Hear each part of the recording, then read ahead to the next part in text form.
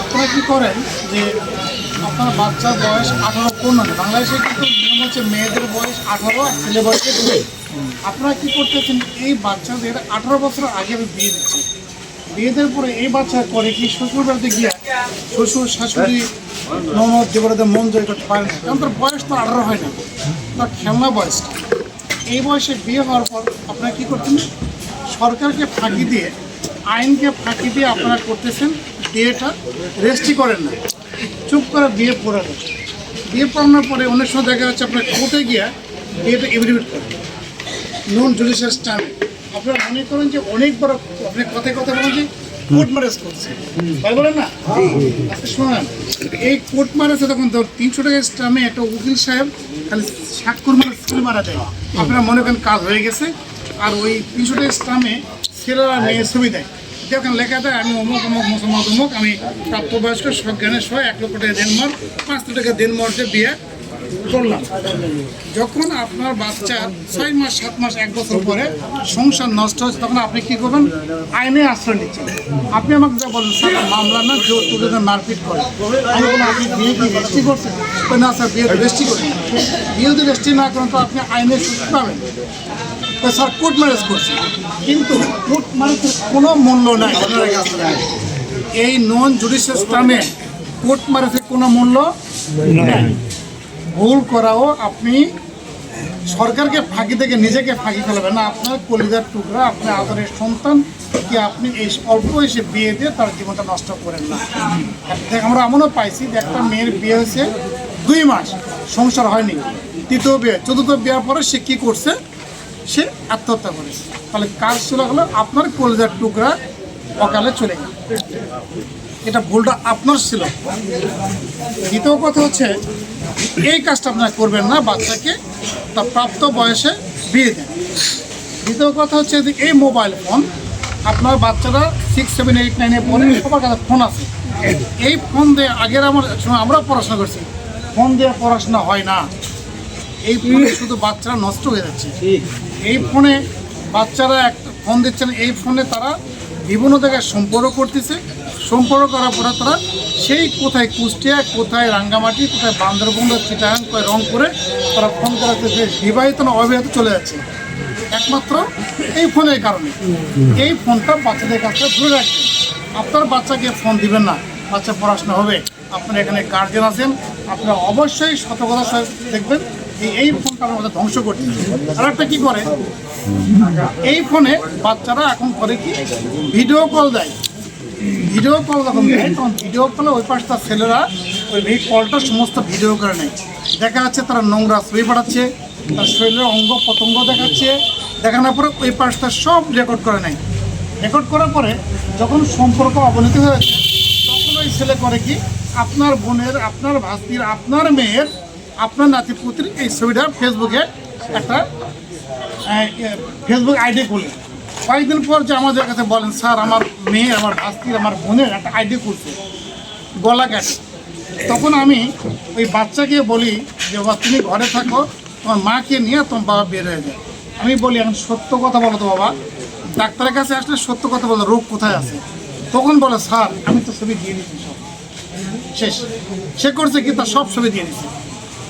ওয়াশরুমে ঢুকছে, বাথরুমে গেছে, রাত্রে অন্ধকারে সব ছবি গেছে। এমনও ছবি আছে ফোনে, আপনি দেখলে লজ্জা পাবেন যে এত নোংরা ছবি আছে।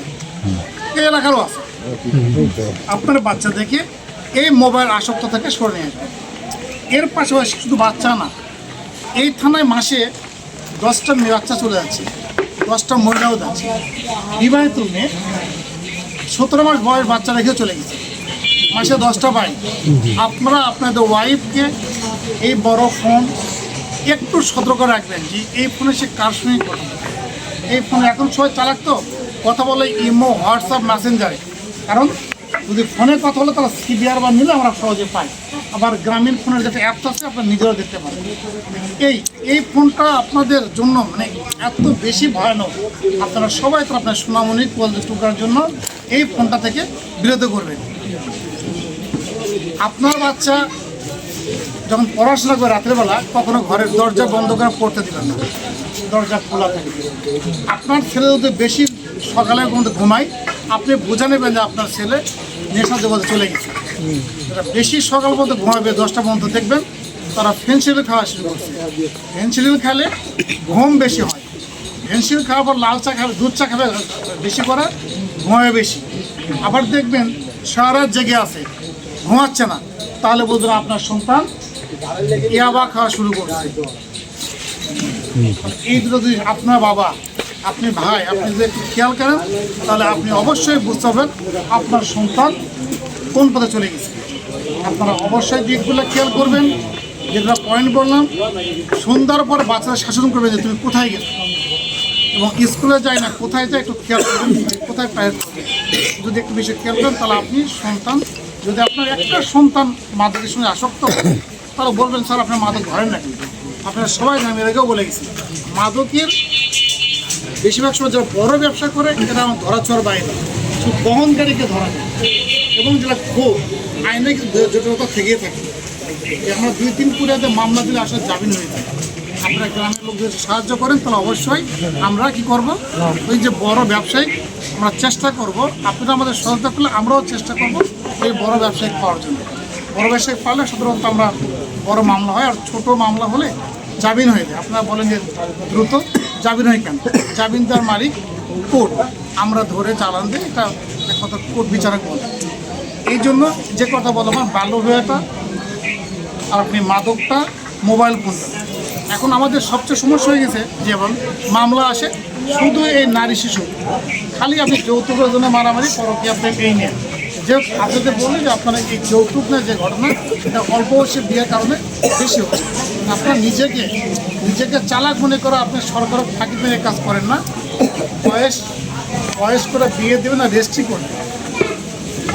একটা বিষয় বলতে আসছি, এদের শীত মৌসুম, শীতের মৌসুমে আমাদের চুরি প্রবণতা, এখানে বলছি চুরি প্রবণতা বৃদ্ধি হয়। আমাদের একেবারে রিমোট এলাকা বলা হয়, আসলে মানুষ যতটা বলো ততটা না। মানুষ বলে ওই এলাকার মানুষ এরকম এরকম এরকম কোয়ালিটি, ভালো মন্দ সব জায়গায় থাকবে, এটা কথা না। আমাদের রিমোট এলাকা হলেও তো এখানে সবাই বসবাস করে, এত কিছু ক্রাইমও হয় না। কিন্তু একটা অতীতের নাম আছে সর্বহেলা এলাকা, বলে না সর্বহারা নষ্ট হবে। আসলে কাল ক্রমে পরিবর্তন তো হবে, মানুষ তো পরিবর্তনশীল, মানুষ সারা জীবনে একসময় থাকে না। আমার যে বয়সটা ছিল 20 বছরের, এখন তো সেই বয়স থাকবে না, চেঞ্জ হয়ে গেছে, মানুষের চেঞ্জ হয়েছে। এর মধ্যে আবার কিছু হয়তো চেঞ্জ হবেও না, এরকম থাকে। যারা ব্রন ক্রিমিনাল বলা হয়, যার বলা হচ্ছে জন্ম থেকে আমি আমার বাবা ডাকাত, আমার ডাকাতি হয়েছে, এরকম বলা ব্রন ক্রিমিনাল। কিছু মানুষ থাকবে এরকম সর্বহারা এলাকা বলা হয়। আশা করি আমি আসার পর থেকে এরকম কোনো ঘটনা চোখে পড়েনি, কিন্তু আমাদের এখানে আসার আগে বলা হয় যে ওই এলাকায় রিমোট এলাকায় এরকম নকশা আছে। আশা করি এই যে ইয়েটা, এটা আপনাদের বিহার, আপনাদের আচরণ ব্যবহার যেটা সেটা দূর হয়ে যায়, এটা আপনার চেষ্টা করবেন। আমরাও বলতে পারি যে ওই এলাকায় গেছি, ওই এলাকার লোকজন এরকম না, অতীতে ছিল এখন নাই। আপনারা একটু এলাকায় খেয়াল রাখবেন, যেটা আমরা গরু চোরের কথা বলছিলাম, শীতের মাস আর 20 দিন মনে সর্বোচ্চ, আজকে 11 তারিখ আর 20 দিন আপনারা একটু কষ্ট করেন। যাদের যদি পাহাড় যে বাড়িতে বলছি গ্রামে একটু পাহারা দিবেন, এটা করবেন। আর যদি না পারেন একটা পথ আছে আপনাদের, সেটা হচ্ছে যে বাড়িতে গরু আছে ওখানে 2-3 জন লোক থাকে, একটু শিফট ওয়াইজ মনে করলেন একদম 8টায় ঘুমাইলো, হয়তো হাজব্যান্ড ঘুমাইলো 8টায়, উঠলো 12টায় 1টায়, আর ওয়াইফ একটু জেগে থাকলো উঠালো, আবার এর মধ্যে ওয়াইফ জেগে থাকে, তাহলে মোটামুটি অনেকটাই সেফ হবে। কারণ একজন লোক ঘরে জেগে থাকলেই কিন্তু অনেকটা কাজ হবে। আর এটাও যদি আপনি নিজেরাই করেন তাহলে আপনাদের এই দামি মূল্যবান গরুগুলা চুরি হবে না। আর চুরি হয়ে গেলে সেটা পাওয়া যায় না, নিজেরাই জানে, চুরি হলে পাওয়া যাবে না। এটা করবেন। আর যদি পারেন একটু গ্রামে একটু এই 10 জন করে পাহারা দেন, একটা মাস আমাকে একটা মাস আমাকে সাহায্য করেন, আমি আপনাদের 11 মাস সাহায্য করব। আমাকে একটা মাস আমার সাহায্য করেন, আমি যেন এই এলাকার কারণে শুনতে না পাই যে এই এলাকাটা সুই চুরি হয়েছে। আশা করি আপনারাও আমাকে সাহায্য করেন, আপনারা চেষ্টা করেন। আমার বিশ্বাস এখান থেকে একটা সুইও চুরি হবে না গ্রাম থেকে। কি ঠিক আছে না? আপনারা সবাই একটু আপনি এই যে 22 তারিখের পর থেকে যখন নির্বাচন প্রচারণা শুরু হবে, তো মানুষ কি এলাকায় ঘোরাফেরা করবে, তখন কিন্তু এতটা থাকবে না প্রভাব। এর মধ্যে হয়তো হতে পারে, কিন্তু আপনারা একটু অবশ্যই একটু এই কটা দিন আমি আপনাদের সময় চাচ্ছি, আমার একটা সাহায্য করে। কারণ আমার থানা থেকে এটা অনেক দূরে এলাকা, এই জন্য এই একটা মাস আমাকে সাহায্য করেন যেন এই এলাকায় কোনো গরু চুরি না হয়। কারণ একটা গরু অনেক দাম, একটা ছাগলের অনেক দাম, একটা মোটর সাইকেলের অনেক দাম। আপনারা সবাই ঘুমাই, আর চোর এই সুযোগে চুরি করে নিয়ে যায়। এখন আপনাদের নির্বাচন পারপাসের কথা বলি। আমাদের সামনে 3 আগস্ট নির্বাচন। আশা করি এই নির্বাচন আপনারা জানেন 12 তারিখে নির্বাচনের ডেট হয়েছে এবং নির্বাচনটা ইনশাল্লাহ হয়ে যাবে। বিভিন্ন মানুষ বিভিন্ন কথা ছড়াচ্ছে নির্বাচন হবে কিনা। এই প্রজেক্টটা অনেক আগে থেকে হয়ে আসছে, এরপরে কিন্তু সরকারের ডেট ঘোষণা করা দিচ্ছে। এরপরে অনেকটা আমরা পেয়ে গেছি, হ্যাঁ আমাদের নির্বাচন আগামী 12 তারিখ, আগামী মাসে 12 তারিখ নির্বাচন। এই নির্বাচনের জন্য কিছু মহল আছে, তারা এই নির্বাচনকে বানচাল করার জন্য, নির্বাচনকে নস্যাৎ করার জন্য বিভিন্ন ঘটনা ঘটানোর চেষ্টা করতেছে এবং করেও আসছে। যেমন আপনার কিছুদিন আগে আপনার একটা নির্বাচন অফিসে আগুন ধরে দিচ্ছে, মানে মানুষকে বোঝাচ্ছে যে নির্বাচন হবে না। কাউকে গুলি করা মারছে, সবাই জানেন হাদি নামে একজনকে ওসমানিক গুলি করছে, মেরে ফেলো না। মানে এটা একটা রিউমার ছড়ানো যে এরকম মানুষ মারলে হয়তো গুলি হবে না। কিন্তু সরকারের কথা হচ্ছে নির্বাচন ঠিক সময়ে সুষ্ঠু নির্বাচন বাংলাদেশে হবে। কি ঠিক আছে না?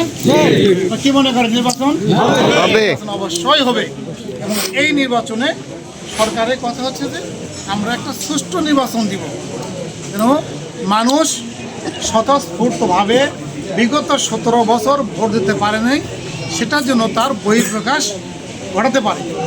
এই জন্যে আপনারা সবাই যেটাই বলুক, মিডিয়াতে অনেক কিছুই করবে, এমন কিছু মিডিয়াতে দেয় যেমন হচ্ছে যে সবই বিশ্বাসযোগ্য, আসলে কিন্তু বিশ্বাসযোগ্য না।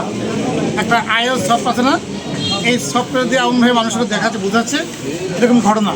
আপনার এরকম ঘটনাতে কোনো বিচারিত হবেন না। নির্বাচন ঠিক সময় হয়ে যাবে এবং যে যে দল করেন, যে যে মতের থাকেন, যে যাকেই সাপোর্ট করেন, দল মত থাকবেই এবং গ্রুপ থাকবেই, এটা স্বাভাবিক। কিন্তু সবই আপনার এলাকার মানুষ। এখানে কিন্তু ওই বগুড়া থেকে কেউ আসেনি, ঢাকা থেকে আসেন, এখানে এলাকার মানুষ। আপনাদের একটা উদ্দেশ্য থাকবে, নির্বাচন প্রচার প্রচারণা করবেন, দলমত থাকবে, সবাই মিলে একসঙ্গে চা খাবে, এটা হচ্ছে ভালো লাগা। এই ভ্রাতৃত্বতা ভালোবাসা আপনাদের গড়ে উঠবে, যেন যে যেভাবে প্রচার করে কিন্তু একসঙ্গে চা খাবে। এই ভালোবাসা আপনাদের, এই বন্ডিং তৈরি করবে আপনাদের মধ্যে। দলমত থাকবে কিন্তু কেউ কারো মাথায় বাড়ি দিবেন না, কেউ কারোকে আঘাত করবেন না। যদি কোনো আইনে বিশৃঙ্খলা কিছু ঘটে আপনি আমাকে জানাবেন, সেটা আমি আইনের মাধ্যমে যেটা করার আমি করব। আপনারা কেউ আইন হাতে তুলে নেবেন, যাকে মাথায় বাড়ি দেবেন সে আপনার ভাই ভাবনা চাষে হবেই। যার কারণে আপনারা আইন তুলনে আপনি আমাকে জানাবেন, আমি থানার ওসি বলছি, আমি সর্বোচ্চ চেষ্টা করবো সেটা দেখার জন্য।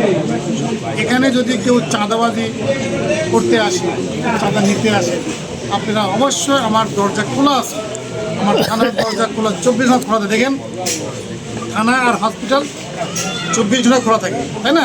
আর সব বন্ধ থাকে, কিন্তু থানা সব খোলা থাকে। আমার অফিস সবসময় খোলা আছে। আপনারা যে কোনো বিষয় নিয়ে যাবে, হ্যাঁ, তবে কিছু লিগাল নিয়ে যাবে, কিছু লিগাল বিষয় নিয়ে যেটা আইনের মাধ্যমে আমি করতে পারি। এমন কিছু আবদার করবেন না যেটা আমি করতে পারবো না। যাই হোক, আমার থানাতে খোলা আছে। আমরা আশা করি, আমি আবারও বলি যে নির্বাচন সুষ্ঠু হবে। সরকারের যে প্রতিজ্ঞা পরিকল্পনা আছে, আমরা আশা করি সর্বোচ্চভাবে এই নির্বাচন সুষ্ঠু হবে। এবং আমি আশা করি আটঘরিয়া থানায় আপনারা আমাকে সাহায্য করলে, আটঘরিয়া থানার আমার 4টে ইউনিয়ন তো 37টা কেন্দ্র, আমি আশা করি আমার সিনিয়র ছাত্রীকেও বলছি, স্যার যতটা আপনারা বলছেন আমার এলাকার মানুষ এরকম না। আমি আশা করি আমার 37টা ভোট কেন্দ্রে আমি সুষ্ঠু সুন্দরভাবে ভোট পাড়ি দেব ইনশাল্লাহ। আপনাদের সহযোগিতা নিয়ে আপনারা সাহায্য করবেন।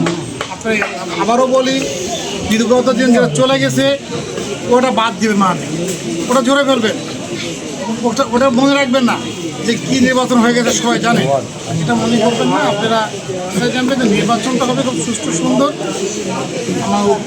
আমরা সুষ্ঠু সুন্দর নির্বাচন পাড়ি দিব। প্রশাসন প্রচুর থাকবে, আনসার থাকবে, পুলিশ থাকবে, বিজিবি থাকবে, সেনাবাহিনী থাকবে, র্যাব থাকবে, এতগুলো বাহিনী থাকবে, কারো এতটুকু সাহস নাই ভোটে কোনো কিছু করতে পারে। এই জন্য ভোটটা সুষ্ঠু হবে। আপনারা সবাই উৎসবমুখর করে ভোট, আপনারা সবাই তার নিজ নিজ যাকে সাপোর্ট করেন, যাকে ভালো লাগে আপনারা ভোটের কার্যক্রম করেন। আপনাদের হচ্ছে সবাই মিলে যারা ভোট দিতে সেই পরিবেশ সৃষ্টি করে। আমি আবারও বলি, ভোট সুন্দর হবে, সুষ্ঠু হবে। আমাকে এত সুন্দর পরিসরে ডাকার জন্য, আসার জন্য আমি এই আয়োজন কমিটিকে ধন্যবাদ জানাই যে এত সুন্দর পরিবেশে একটা আমাকে আসার জন্য। আপনাদের অনেক সময় নষ্টও করছি। আমি আবার সবাইকে ধন্যবাদ জানিয়ে সবার সুস্থতা কামনা করি আমি এখানে শেষ করছি। আপনারা সবাই ভালো থাকবেন, আর আপনার যে কোনো সমস্যা হলে আপনারা থানায় জানাবেন। আসসালামু আলাইকুম।